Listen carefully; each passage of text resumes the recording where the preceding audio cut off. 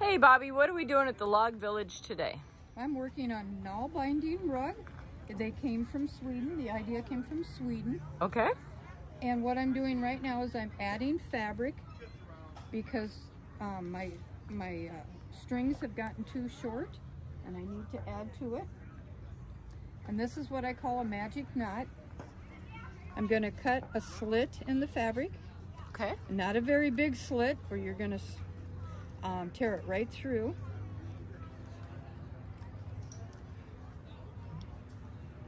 Okay, and I'm going to take the piece that I'm adding, put on right on top of the one that I had been using. Okay. Match up the holes. I take the end of my fabric and I bring it through. Underneath there? Underneath. Okay. If you put it through the top, it'll just fall apart. Okay. You need to bring it through the underneath.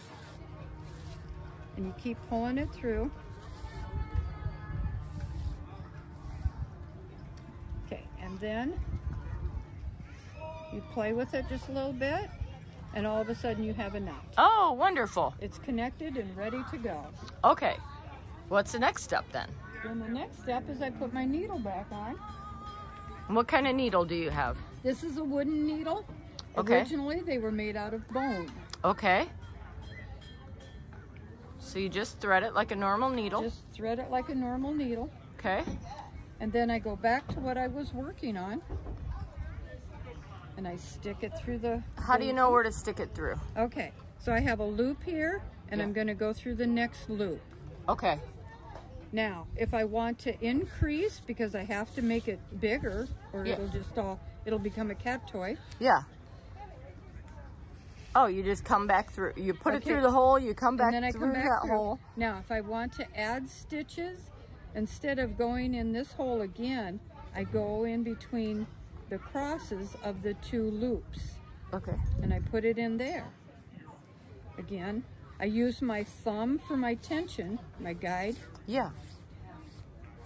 Okay, and then I come back and it's like I poke my thumb with my needle. Okay. And I come through and I just lay it back.